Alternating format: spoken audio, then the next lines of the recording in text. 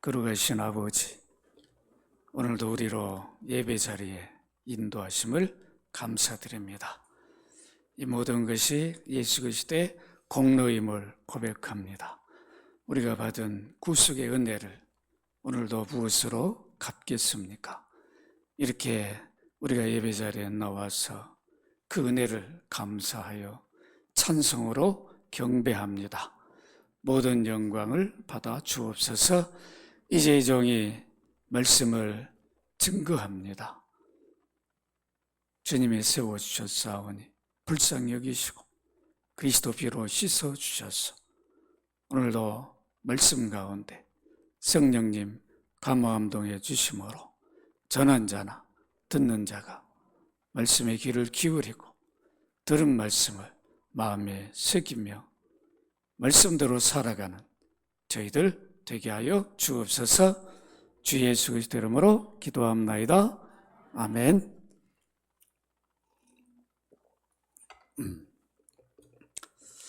하나님은 우주 만물을 창조하시기 전에 창조 경륜을 가지셨습니다.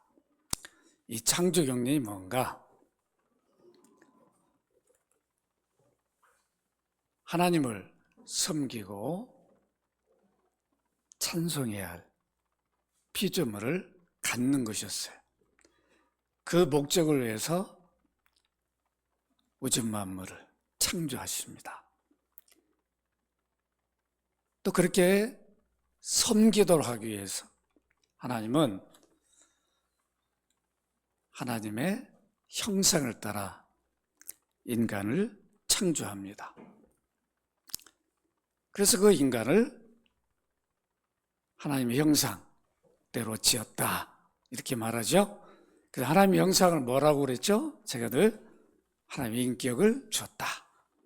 그러니까 형상은, 모양과 형상은 다른 말 아니라 하나님의 인격을 우리에게 주셨어요.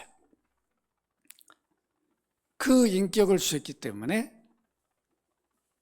하나님의 인격을 가진 인간은 하나님과 유일하게 교제의 대상이 되었어요. 하나님을 섬길 뿐만 아니라 교제하는 유일한 피조물. 그러니까 인격을 가진 피조물이 둘이 있었는데 천사와 사람이었어요. 그러니까 천사가 먼저 창조된 거죠. 그런데 천사 중에 타락한 천사가 있었어요. 그 타락한 천사를 우리 뭐라고 부른다고 그랬죠? 마귀 사탄이라. 그러니까 이 마귀 사탄이 결국은 하나님의 인격을 받은 처음 인간의 조상인 아담과 하와를 유혹해서 하나님 섬기는 것을 방해하죠. 야, 하와야, 너 왜 저 선악과 못 먹겠겠냐? 그것은 네가 하나님처럼 되기 때문이야. 네가 먹어봐. 너는 하나님처럼 되는 거야. 네가 하나님 섬길 필요 없어. 네가 하나님인데? 그렇게 유혹한 거예요. 피조물이 하나님 될 수 있어요? 될 수 없는데 마귀 사단은 유혹을 합니다. 여러분, 마귀 사단의 유혹이 이 정도예요. 될 수도 없는 일을 되는 것처럼, 될 수 있는 것처럼 늘 유혹하는 게 누구의 실수예요? 사단 마귀의 실수예요. 이걸 우리가 잘 알아야 되죠? 잘 깨달아야 됩니다. 이렇게 선악과를 통해서 하나님은 인간을 자기의 인격을 주어서 교제 대상자로 지으시고 그 언약을 맺습니다. 그 언약의 표가 뭐라고 그랬죠? 선악과예요. 동상 중앙에 있는 나무를 지목해가지고 아담아, 나는 너를 내 백성 삼는다. 이게 언약이라는 뜻이죠. 자기 백성 삼았어요. 피조물이죠. 내가 내 인격을 너에게 줬다. 그러니까 너는 나를 섬겨라. 경배하라.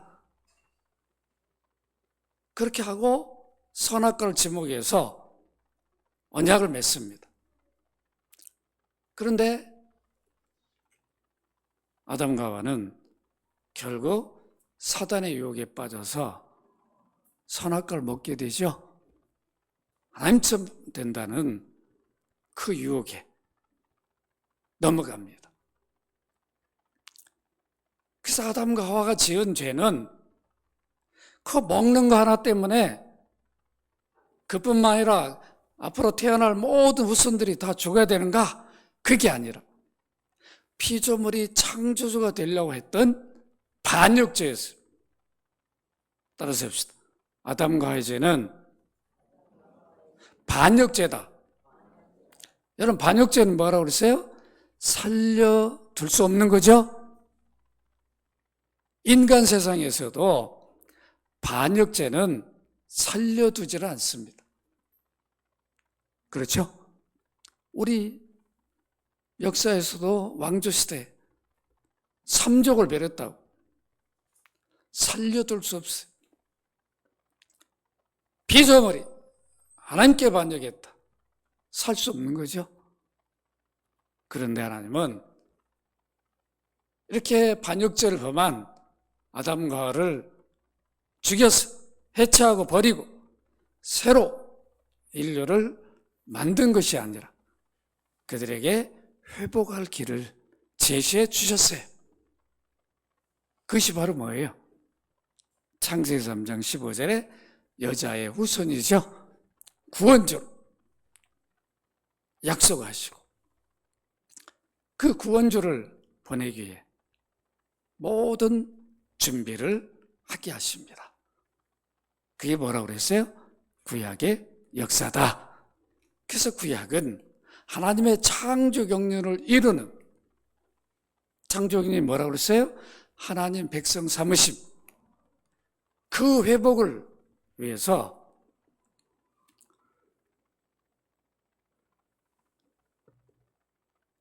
이루신 역사예요. 그걸 다른 말로 하면 구속경륜, 이렇게 말합니다. 아시겠죠? 이 일을 이루기 위해서 구약의 긴 역사 동안에 하나님은 섭리하셨습니다. 그 여자의 후손은 구원주로 오실 하나님의 아들을 말합니다. 그러니까 영원에서 아버지와 아들로 계셨던 그 아들이 사람의 몸으로 오시죠. 여자의 후손 누굴 통해서요? 동정녀 마리아 몸으로 구원주로 출생합니다. 이 역사가 오늘 갑자기 이루어진 게 아니라 하나님은 약속하신 대로 그 일이 이루어지도록 섭리하셨어요. 그래서 이제 아브라함도 부르고 또 이삭도 부르고 또 야곱도 불러서 그 일을 철저하게 준비하게 하죠. 이제 이어서 누구예요? 요셉. 오늘 우리가 요셉의 생애를 이어서 살펴보도록 합니다. 오늘 설교 제목이 뭐죠? 인자를 베푸신 하나님. 요셉의 생애에 하나님은 어떻게 인자를 베푸시는가? 요셉 개인을 위한 것인가? 아니죠. 인류 구원을 위해서 가까이든 요셉 가족, 또 애굽, 이스라엘, 또 크게는 인류 구원을 위해서 요셉에게 인자를 베푸셔요. 이 인자의 뜻이 뭐라고 그랬죠? 선하심이라고 그랬죠? 하나님이 선하심을 베풀어요. 인간의 악에도 불구하고 하나님이 그 일을 선하게 이끌어 주시오. 그래서 하나님 뜻을 이루어 가십니다. 이걸 우리는 성경 속에서 발견할 수 있어야 됩니다. 오늘 우리가 읽은 본문을 이해하기 전에 지난주일 설교에 여러분 어떤 일이 있었죠? 요셉이 옥에 갇혀 있는데 그 옥에 누가 들어왔어요? 두 관원이 들어왔는데 왕의 신하를 섬기는 술 맡은 관원, 떡 맡은 관원, 이 두 사람은 왕의 생명과 직결된 사람이라고 그랬죠? 왕이 먹는 것을 늘 옆에서 준비해서 드리는 귀한 일을 했어요. 그러니까 만약 이들이 잘못 생각하면 왕은 죽어요. 음식에 아니면 술에 그 포도주에 독을 넣어가지고 독살할 수가 있다. 그러니까 아무나 관원장으로 세우지 않겠죠? 얼마나 철저하겠나. 못 믿을 사람은 세울 수가 없는 거죠. 그렇게 철저히 믿을 사람을 세웠는데 이 두 사람이 어쨌든 죄를 져가지고 요셉이 갇혀있는 옥에 들어오게 되었습니다. 그런데 그들이 동시에 꿈을 꿨어요. 근데 이 꿈이 보통 꿈이 아닌 거예요. 누가 해석해 줄 사람도 없어요. 옥에 있는데 어떻게 하겠어요? 그래서 같이 있는 요셉에게 말을 했습니다. 야, 내가 이 꿈을 꿨는데 이게 도대체 이게 무슨 꿈인지 이해가 안 된다. 그래서 꿈을 말했는데 요셉이 해석해 줍니까? 안 해줍니까? 해석해 줬죠. 그래서 요셉의 해석이 어떤 거였어요? 술 맡은 관원장은 당신은 이제 복직이 된다. 떡 맡은 관원장은 당신 나무에 달려 죽는다. 그렇게 말했는데 그대로 되었어요? 안 됐어요? 됐죠. 이 해석을 할 수 있도록 요셉에게 하나님은 인자를 베풀어 주셨어요.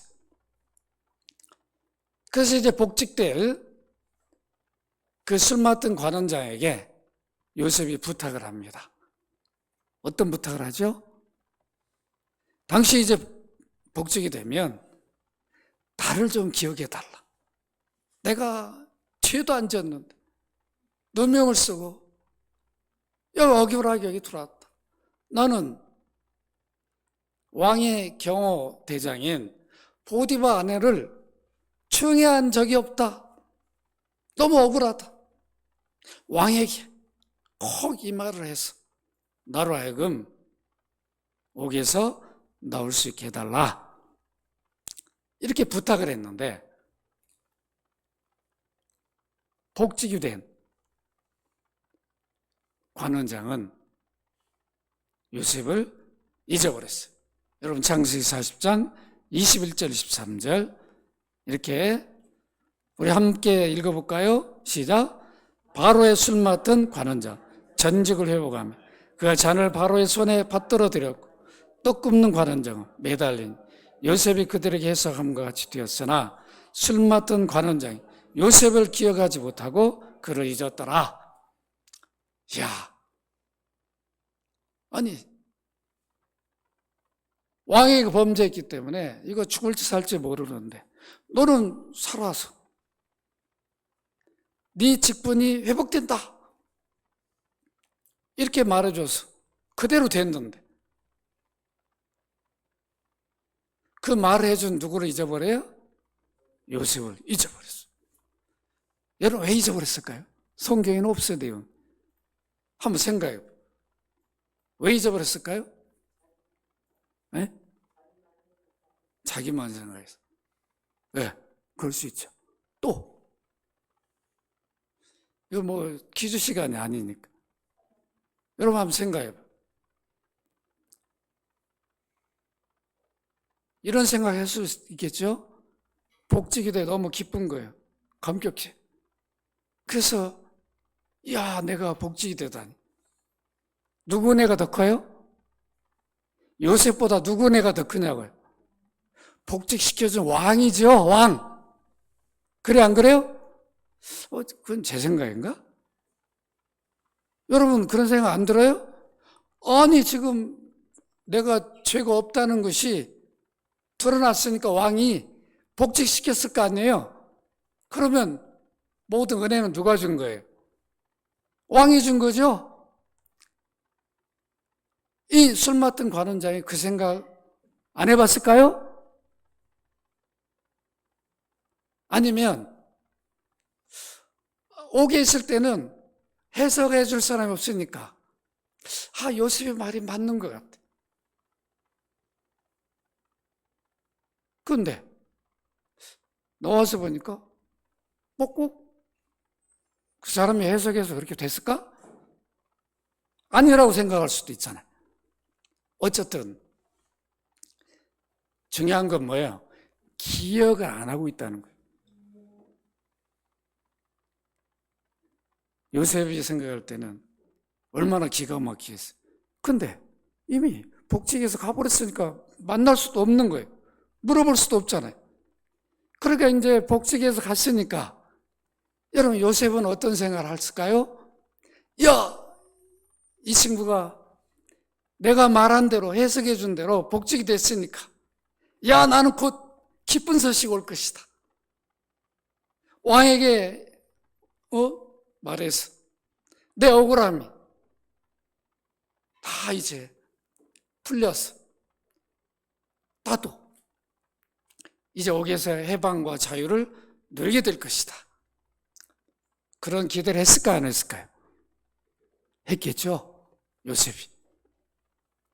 그런데 그 소식을 들려줘야 할 사람은 요셉을 기억도 안 하고 있어요. 기가 막힌 거죠. 만약에 여러분 생각해 보세요. 요셉이 이렇게 기대하고 있었는데 술 맡은 관원장이 아무런 소식도 안 주고 그냥 그거로 끝났다면 요셉은 꿈 해석해 준 것으로 끝나버린 거잖아. 이게 뭐예요? 심심풀이한 거예요? 옥에서? 하나님 분명히 인자를 더하셨다겠는데, 베푸셨다겠는데 이게 뭔가? 그럴 수 있잖아요. 그런데 하나님은 요셉 생각과 달랐어요. 요셉의 꿈의 해석의 목적은 억울함을 풀고 나가는 거잖아. 하나님 그 정도가 아니었어요. 하나님의 인자 베푸심은 그런 정도 목적이 안 돼. 요셉을 어디로 보내야 돼? 왕궁으로. 왕과 대면한, 그리고 앞으로 애굽을 살리는 큰 계획을 갖고 계셨는데 그게 하나님 인자하심인데 요셉은 모르고 있었습니다. 그런데 여러분 오늘 본문을 읽어보십시다. 41절 1절, 41장 1절 함께 읽습니다. 시작. 만 2년 후에 바로가 꿈을 꾼 주 자기가 나일강에 서 있는데, 여기 2년은 만 2년 후에 무슨 뜻일까요? 술 맡은 관원장이 복직된 이후에 2년이라는 세월이 흘렀어요. 다르게 말하면 2년 동안 아무런 소식도 안 준 거죠. 그러면 오늘이 올까? 또 내일 올까? 이 소식이 올 것을 얼마나 간절히 기대하고, 누가요? 요셉은. 그러면서 옥에서 있었다고. 2년 후에 어떤 일이 일어났습니까? 누가 꿈을 꿔요? 애굽왕 바로가 꿈을 꿉니다. 여러분 잘 보셔야 돼요. 바로가 꿈을 꿨어요. 꿈을 꾸고 꿈속에서 본 것이 있어요. 그 첫 번째 내용이 2절에서 4절입니다. 바로가 본 게 아름답고 살진 7 암소가 강가에서 올라와 갈밭에서 뜯어먹고 있었어요. 그 뒤에 또 흉하고 파리한 다른 7 암소가 나일 강가에서 올라와 그 소와 함께 나일 강가에 서 있었는데, 문제는 우리 4절을 같이 읽읍시다. 시작. 그 흉하고 파리한 소가 그 아름답고 살진 7 소를 먹은지라. 누가 누굴 먹었어요? 소가 소를 먹었어. 그것도 파리했다고 그랬어요. 삐쩍 말라가지고 아무 힘도 없는 소가 포동포동하게 살이 찐 소를 먹어버렸어요. 이런 꿈을 꿨어요. 그거 먹는 걸 본 거예요. 여러분 얼마나 충격적이겠나요? 그래 안 그래요? 이거는 우리 상식으로 있을 수 있어 없어요? 살찐 소가 정말 약하고 그런 소를 잡아먹었다면 조금 이해가 되겠죠? 반대 꿈을 꾸게 되었어요. 이게 뭐야? 꿈속에 헤매고 있는데 다시 또 꿈을 꾸게 됩니다. 소가 소를 먹는 꿈은 너무도 기이한 꿈이잖아요. 도무지 이해할 수 없는 이런 꿈을 꾸고 있었는데 그게 끝이 아니고 5절에 7절을 보시면 왕은 다시 꿈을 꿉니다. 어떤 꿈의 내용입니까?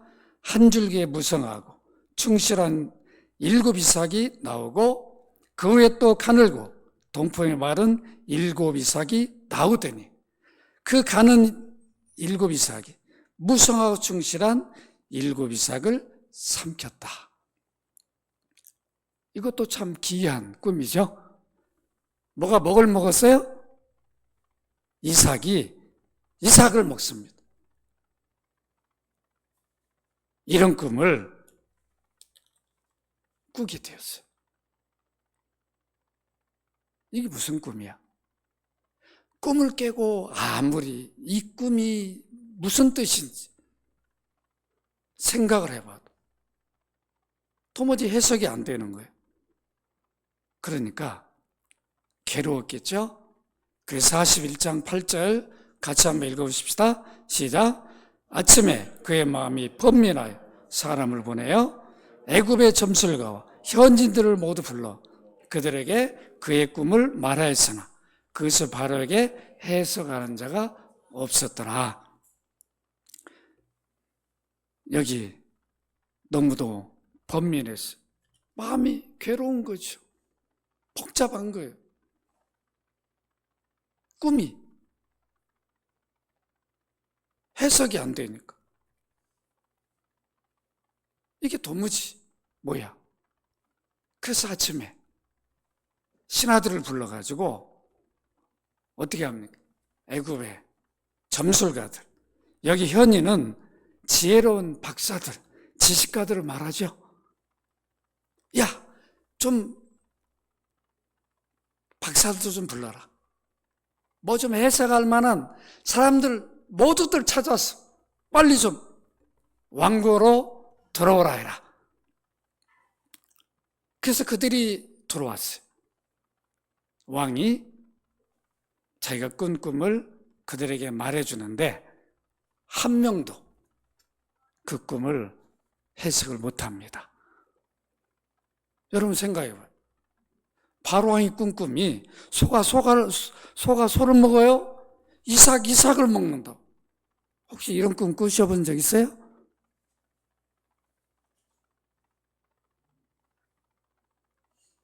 도무지 이해할 수 없는 꿈이었습니다. 누가 이 꿈을 해석할 수 있었겠습니까? 이렇게 왕의 꿈 때문에 해석할 만한 사람을 다 불러도 해석을 못하는 그 모습을 본 사람이 있어요. 누구였을까요? 왕 가까이 있는 누구였어요? 술 맡은 관원장이에요. 그때 정신이 번쩍 든 거예요. 이 꿈, 바로왕이 지금 꿈 때문에 헤매고 있는데 내가 옥에서 그런 일이 있었는데 내 꿈을 시원하게 해석해 준 사람이 있었는데 이거 뭐야? 내가 왜 그걸 잊어버렸지? 그때 기억하게 됐어요.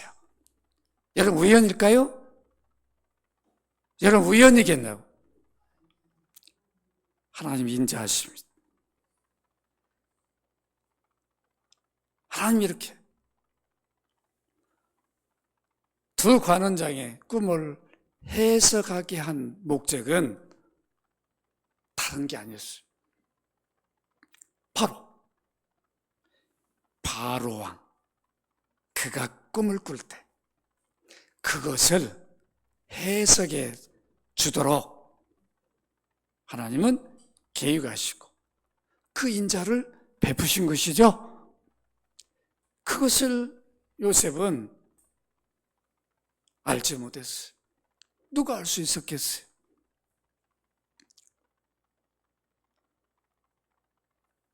술 맡은 관원장이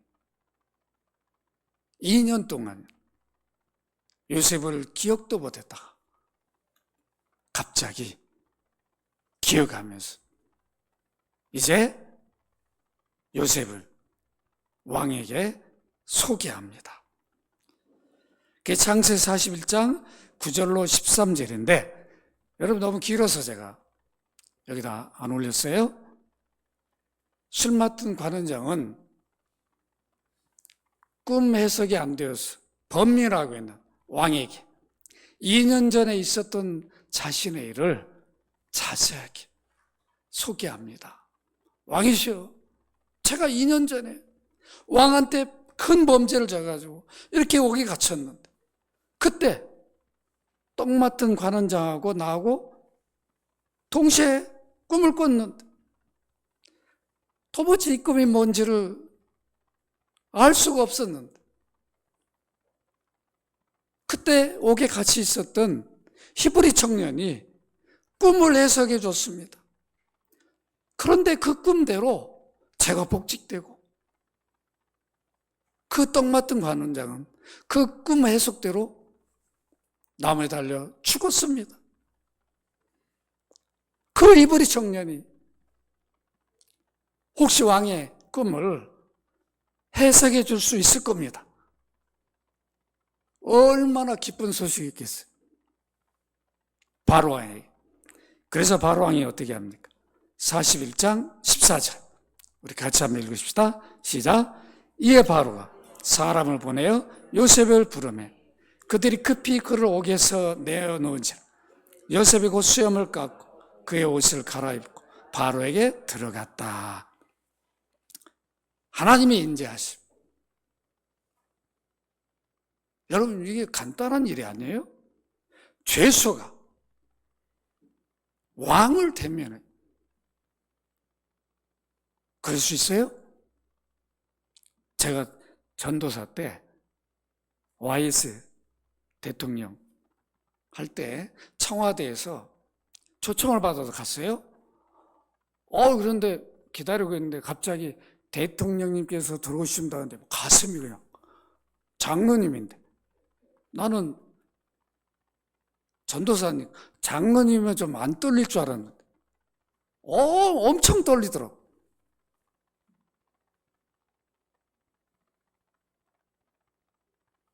왜 이렇게 떨릴까? 제가 그런 생각 해봤어요. 죄수가 대제국의 왕을 대면한다. 이게 쉬운 일이 아니에요. 여러분, 하나님의 인자하심, 선하심이 어느 정도인가를 잊어서는 안 되는 거죠. 어떻게 만날 수 있는 죄수가 갑니다. 어떻게? 왕궁에 와가지고 왕을 대면한다고요? 여러분, 있을 수 있겠어요? 아니, 죄수가 무슨 해석을 한다고?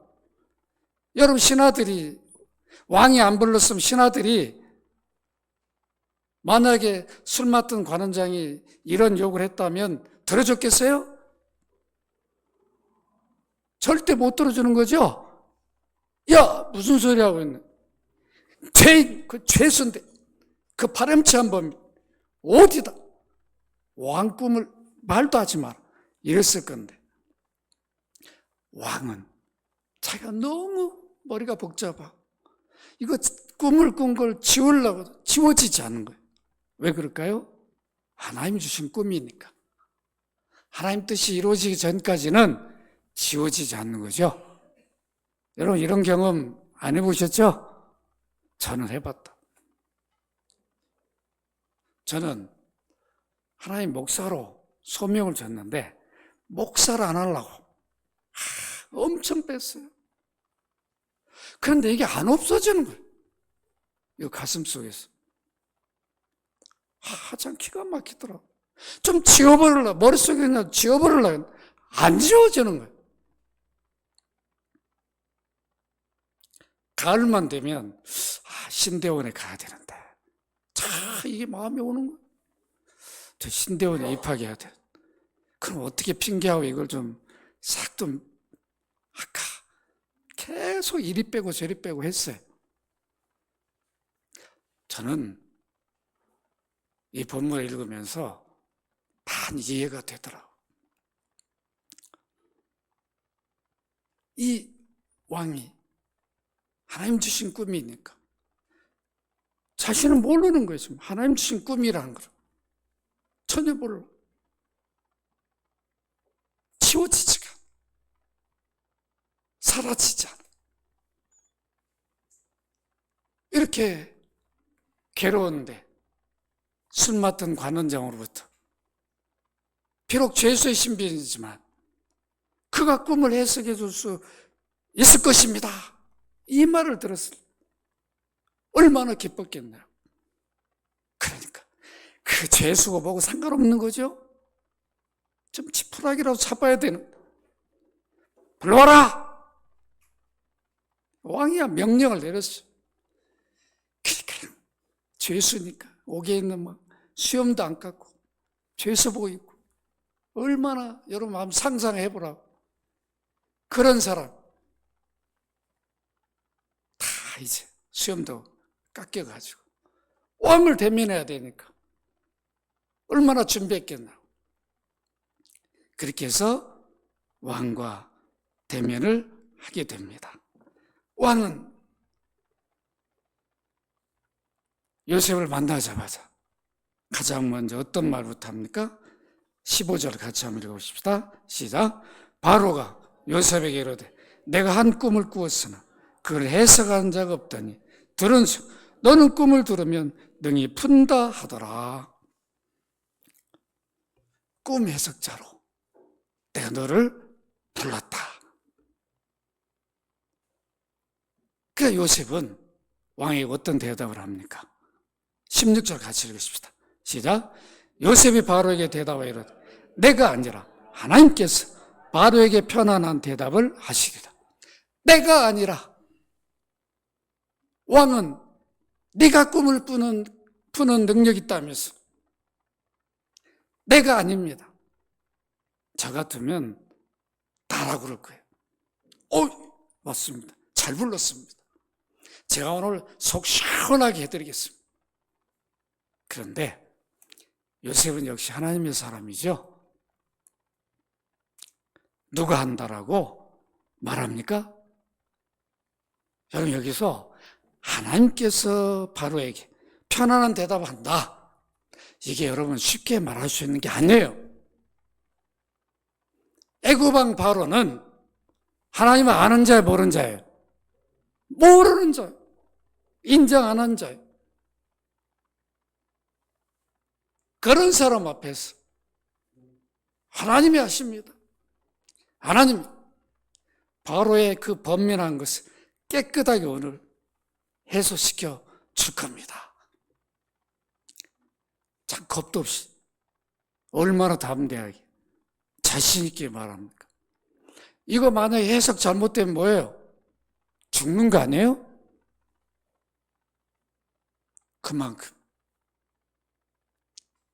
요셉은 하나님이 하신다는 자신감을 가졌어요. 여러분, 우리가 이런 믿음을 가져야 되겠죠? 그러죠? 하나님이 하실 것 없이. 요셉은 그런 자신감을 가지고 왕에게 대답을 합니다. 그러면서 요셉은 왕으로 하여금 꿈의 내용을 듣습니다. 그게 창세기 41장 17절 24절에 이미 여러분 이 꿈의 내용을 다 알고 있어요. 그런데 하나님의 인자하심이 어떻게 나타납니까? 요셉으로 하여금 꿈 해석하게 해주십니다. 여러분 25절 같이 한번 읽도록 합니다. 시작. 요셉이 바로에게 이르되 바로의 꿈은 하나라. 하나님이 그 하실 일을 바로에게 보이심이라. 소가 소를 먹고 이삭이 이삭을 먹는 이 꿈은 결국은 하나다. 이렇게 말합니다. 그러면서 분명하게 이 꿈은 하나님이 하실 일을 당신에게 보이신 것입니다. 이렇게 해석을 해줘요. 하나님이 하실 일을 바로 당신에게 보이신 것입니다. 하나님이 계속 하나님을 전염으로 우상 숭배자에게 증거해줘요. 이건 내가 하는 일이 아니라 하나님 나를 보냈고 나를 보내신 이도 하나님이요. 당신을 만나게 한 분도 하나님입니다. 당신에게 꿈을 꾸게 한 분도 하나님입니다. 하나님이시라는 것을 계속해서 증거합니다. 이렇게 하나님이 하실 일을 왕에게 꿈으로 보였다.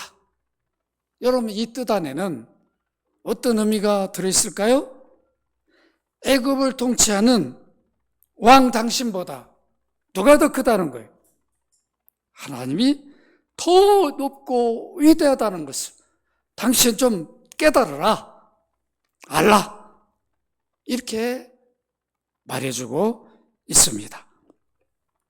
그러면서 창세기 31장 29절 31절을 이렇게 보시면 하나님이 바로에게 하실 일을 꿈에 보이신 것이 무엇인지 그 내용을 설명해 줍니다. 7년 풍년이 있고 후에 7년 흉년이 드는데 14년 동안 애굽에서 일어난 일들을 하나님이 바로 당신에게 보여주셨으니까 이것을 대비하라. 이렇게 해석을 해줬어요. 만약에 이 일을 대비하지 않으면 애굽은 뭐하게 된다고요? 애굽은 망하게 된다. 당신이 지금까지 통치를 잘해서 큰 제국이 되었지만, 지금은 풍요롭지만 이를 대비하지 아니하면 당신은 망하게 됩니다. 여러분 31절 같이 한번 읽어보십시다. 시작. 후에든 그 흉년이 너무 심함으로 이전 풍년을 이 땅에서 기억하지 못하게 되리라. 이렇게 하고 끝난 게 아니라 32절 36절에서 이제 두 번 꿈을 꾸게 된 이유가 또 바로가 해야 할 대비책을 제시해 줍니다. 그러면서 강조하는 게 있어요. 무엇을 강조합니까? 하나님이 이 일을 정하셨다. 속히 행하신다. 여러분 32절 같이 한번 읽어보십시다. 시작. 바로께서 꿈을 두 번 겹쳐 꾸신 것은 하나님이 이 일을 정하셨습니다. 하나님 속히 행하시리다. 강조해 주죠? 속히 행하신다. 그러니까 어떻게 해야 된다는 거예요? 대비책을 요셉이 말해줍니다. 33절에 보면 명철하고 지혜 있는 사람을 택하여 애굽 땅을 다스리게 하시오. 그리고 나라 안에 감독관을 두어 7개 해 풍년에 애굽 땅의 5분의 1을 거두게 하시오. 7해는 풍년이 계속될 것인데 그때 풍년이 들 때마다 5분의 1을 거둬서 저장해 두라는 거죠. 이 대비책을 말해 줍니다. 그렇지 아니하면 결국 7년 이어서 흉년이 들 때 애굽은 망하게 됩니다. 이 일을 내가 말한 대로 해야 애굽은 망하지 않습니다. 이렇게 꿈을 해석하면서 대비책을 주었습니다. 이 꿈을 해석해 준 요셉의 말을 들은 왕과 신하의 반응이 어떻습니까? 여러분 37절 같이 한번 읽습니다. 시작. 바로와 그의 모든 신하가 이 일을 좋게 여겼다. 여러분, 이게 하나님의 인자를 베푸심이죠? 여기 보니까 왕과 모든 신하가 요셉이 말한 것을, 해석한 것을 좋게 여겼다. 훌륭하게 여긴 거죠. 여러분, 이게 쉬운 일이 아니에요? 요셉의 신분을 볼 때 신하들이 좋게 여길 수가 없잖아요. 신하들은 다 알고 있잖아요. 요셉의 신분을. 그런데 하나님의 인자하심, 신하들 마음을 주장하신 거죠. 요셉에 대한 그 죄인이라고 하는 선입견을 버리게 한 거예요. 마치 천사가 와서 이 해석을 해준 것처럼 느끼게 한 거죠. 이 해석은 하나님이 이 요셉을 보내서 이렇게 놀라운 우리 애굽을 건져내는 이 일을 하게 했다. 이렇게 서로 인정한 거예요. 좋게 여기게 한 거예요. 이게 하나님의 인자하심이에요. 선하심 베푸심이죠. 어떻게 요셉이 그 감동을 줄 수 있냐고? 줄 수가 없어요. 이게 하나님의 사람들에게 하나님이 섭리하는 역사예요. 여러분들이 이것을 잊지 마시길 바랍니다. 여러분이 어디를 가든 우리가 그리스도인이잖아요. 예수 믿고 구원받아 하나님의 백성이 되었어요. 하나님의 백성은 늘 하나님이 함께 하셔요. 어떤 환경 상황에서도 하나님 우리를 잊지 않으셔요. 믿으시기 바랍니다. 잊지 않아요. 우리가 잊어버리니까 염려 근심에 빠지는 거죠. 하나님은 분명히 그 인자하심으로 함께 하시는데 그 선하심을 우리 환경 속에서도 그 뜻을 가지고 그 일을 이루시는데 우리는 그걸 보지 못해요. 그러니까 우리는 머리를 굴리는 거죠. 이거 좀 어떻게 좀 이겨내 보려고 갇힌 지혜를 다 짜낸다. 하나님 방법을 하지 않고 하나님은 요셉에게만이 아니라 바로와 신하들에게 인자를 베푸셨어요. 요셉의 대비책 제안을 정말 선하게 여겼어요. 훌륭한 안으로 받아들였어요. 도무지 요셉의 신분으로는 불가능한 일이 기적적으로 이루어졌어요. 요셉은 히브리 사람이에요. 애굽 사람도 아니에요. 노예로 팔려와가지고 그것도 지금 경호대장 아내를 추행했다. 지금 죄수로 옥에 있는 신분인데 그 사람 말을 좋게 여겼다. 이게 가능한 일입니까? 불가능한 일이라고. 우리가 믿음의 사람들은 정말 하나님이 우리를 어떻게 사용하는지를 늘 기대하면서 살아가야 되죠. 어떤 환경에서 그 환경만 바라보면 안 돼. 환경을 주관하시고 인자를 베푸실 하나님을 영의 눈으로 바라보시기를 바랍니다. 요셉은 그걸 아는 거죠. 깨달은 거예요. 그러니까 계속해서 하나님 이렇게 말했습니다. 그래서 이제 요셉이 이렇게 안을 제시하자 좋게 여겼던 왕은 어떻게 요셉을 평가합니까? 여러분 38절 같이 읽도록 합니다. 시작. 바로가 그의 신하들에게 이르되 이와 같이 하나님의 영에 감동된 사람 우리가 어찌 찾을 수 있으리요? 누구라고 표현해요? 하나님을 모르는 바로가 하나님이란 단어를 사용합니다. 하나님의 영에 감동된 사람을 우리가 어찌 찾을 수 있으리요? 이미 뭐예요? 범인한 그게 사라졌어요? 안 사라졌어요? 사라져버렸죠? 해결책을 받은 거예요. 그러면서 야 너는 정말 네가 섬기는 하나님 너와 함께 하는구나. 이야 어떻게 이런 해석을 누가 할 수 있겠냐.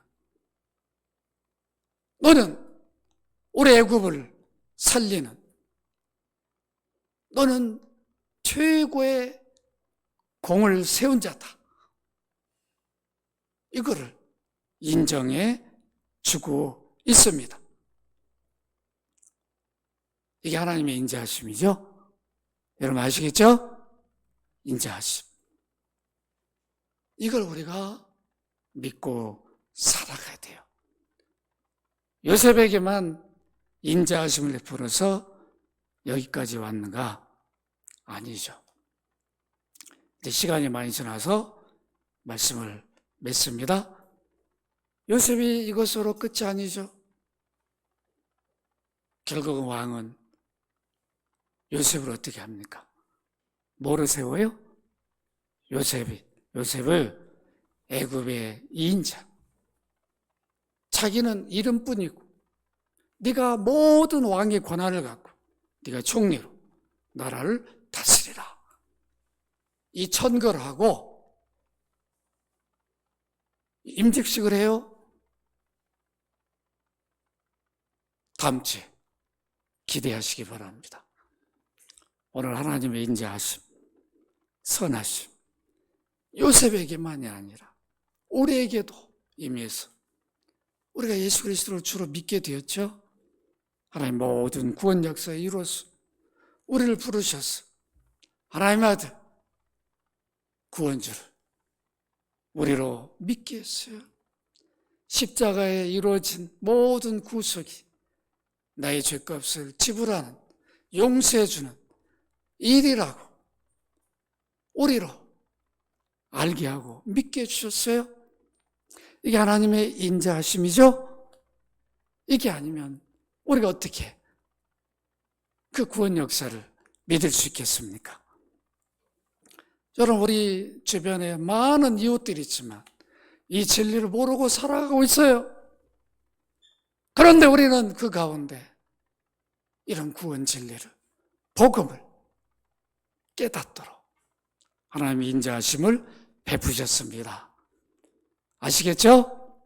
그래서 여러분들은 늘 하나님의 그 섭리와 인자하심이 우리와 함께 한다는 것을 여러분 잊지 마시고 늘 우리는 믿음으로 인내하며 기다려야 됩니다.